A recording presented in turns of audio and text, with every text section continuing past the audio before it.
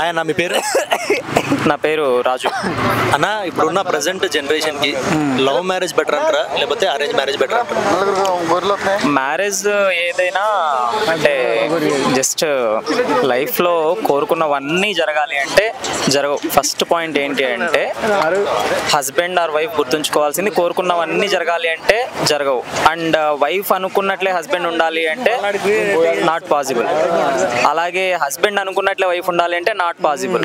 Okay, అలాగని egos పెంచుకుంటూ ప్రతి చిన్న విషయంలో కూడా నేను చెప్పిందే నెగ్గాలి అని హస్బెండ్, నేను చెప్పిందే నెగ్గాలి అని వైఫ్. అంటే ఈ కాలంలో ఏ గొడవలు అయితే ఉన్నాయో అవే ఎప్పటి నుంచో ఉన్నాయి. వైవాహిక జీవితంలో ఇప్పుడున్న గొడవలు ఎప్పుడు లేవు అని కాదు అర్థం, ఎప్పటి నుంచో ఉన్నాయి.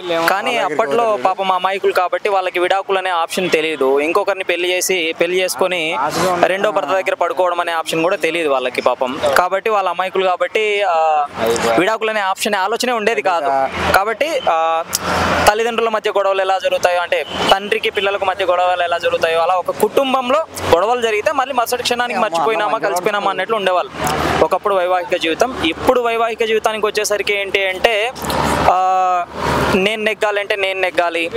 ప్రతి గొడవకి అంటే ఒక చిన్న గొడవ జరిగితే ఈగోస్తో ఒకరికొకరు, అంటే ఎప్పుడైతే ఎవరో ఒకరు అడ్జస్ట్ అయిపోయి మాట్లాడతారో అది చిన్న గొడవగానే ఉంటుంది. కానీ కొంచెం కొంచెం దూరం పెంచుకుంటూ మాట్లాడడానికి అహం అడ్డొచ్చి వాడే మాట్లాడతాడులే అని భార్య, తనే మాట్లాడుతుందిలే అని భర్త ఉన్నప్పుడు లైక్ అది ఇంకా దూరాన్ని, అంటే చిన్న గొడవని కూడా మనసులో వాడు అలా చేశాడు అనే ఆలోచన పెరిగిపోతుంది. అదే కలిసిపోయాక ఆలోచన ఉండదు అనమాట, గొడవ అనేది సద్దుమణిగిపోతుంది. కాబట్టి అహంకార ధోరణి ఒకటి. రెండోది వచ్చేసి ఏముందిలే పెళ్ళే కదా అనే ఒక సింపుల్, పెళ్ళి అంటే అంతటితో ఇంకా జీవితం అక్కడికి, ఇంకా వేరే ఆప్షన్ లేనిది.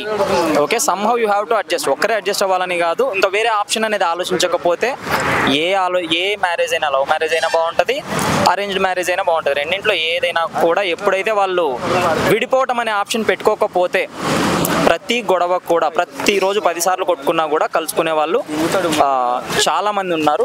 సో దట్ ఈస్ లైఫ్ అంతే. ఓకే, ఇప్పుడు బయట చూసుకున్నట్టయితే లివింగ్ రిలేషన్షిప్ అనేది ఎక్కువైపోయింది. మళ్ళీ దాని గురించి మీరేమంటారు?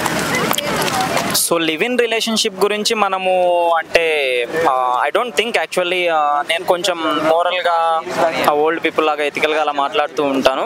ఓకే, సో అది ఈ కాలం వాళ్ళకి నచ్చుతుందా నచ్చుదా అనేది ఐ డోంట్ నో. యాక్చువల్లీ మన సాంప్రదాయం ప్రకారము అమ్మాయిని రెస్ట్రిక్ట్ చేయలేదు ఎక్కడ కూడా. అమ్మాయి బాడీకి ఒక వాల్యూ ఇచ్చారు. ఓకే, సో ఆ వాల్యూని పోగొట్టుకుంటున్నారు అంతే తప్ప. So that I can say. Okay, అది నేను చెప్పగలను. ఏంటి అంటే అమ్మాయిని రెస్ట్రిక్ట్ చేయడం అనేది ఎక్కడ కూడా హిందూ సాంప్రదాయంలో జరగలేదు. అమ్మాయి యొక్క శరీరానికి చాలా విలువ ఉంది. ఓకే, అది వివాహం అనే ఒక పవిత్ర కార్యం ద్వారా ఓకే ఆ వాల్యూ అనేది ఒక పర్సన్కే అంకితం అవ్వాలి అనేది చెప్పిన ఒక నియమం, అంతేగాని it is not a restriction. So I'm not against live in relationship if you are in a relation with that person. Okay, so as I already told you, okay, you need to adjust to the maximum possible. Okay, both, not just girl or boy. Okay, ఇద్దరు కూడా వీలైనంత వరకు ఏ బంధం కూడా వదులుకోకుండా ఉండాలి.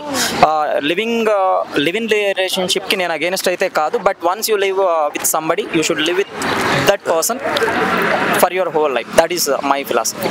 అంటే ఇప్పుడు last ఒక్క మాటలో చెప్పాలంటే పెళ్లి చేసుకోవాలా వద్దా? అసలు పెళ్లి చేసుకోవాలా వద్దా అనేది ఈ మధ్య నేను అంటే కొంచెం ఫ్రాంక్గా చెప్పాలి అంటే ప్రతి నీచ్ కమ్మిని కుత్తేగాడు వచ్చి పెళ్ళి అంటే నేను ఇంకా బైట్స్లో చూస్తూ ఉంటాను. లవ్ మ్యారేజా అరేంజ్డ్ మ్యారేజా అంటే స్టైల్గా వాడు నో మ్యారేజ్ అంటాడు. వాళ్ళ అమ్మ నాన్న అలాగే అనుకుని ఉంటే వాడు పుట్టేవాడు కాదు. ఫస్ట్ ఆ మాట చెప్పడానికి marriage should be there. Okay, marriage is the meaning of life. ప్రతి ఒక్కడు 30 ఏళ్ళ వరకు ఎముకలు కండలు నరాలు అన్ని బలంగా ఉన్నంత వరకు ప్రతి నా కొడుకు చెప్తాడు ఏమని అంటే నో మ్యారేజ్ అనేసి. ఎప్పుడైతే మనిషి బలహీనపడతాడో అప్పుడు వాడికి మానసికంగా బలాన్ని అమ్మాయిలు ఇవ్వలేరు, వేరే ఏది ఇవ్వలేదు, ఒక్క పిల్లలు తప్ప.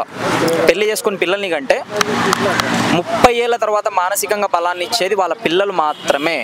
వాళ్ళు ఎంత డిప్రెషన్లో ఉన్నా కూడా ఆ డిప్రెషన్లో నుంచి బయటికి తీసుకురాగలిగేది వాళ్ళ పిల్లలు మాత్రమే. So marriage you are made for marriage. నన్ను అడిగితే you are made for marriage. You are here to give the next generation. That is my opinion on marriage. Okay brother, thank you.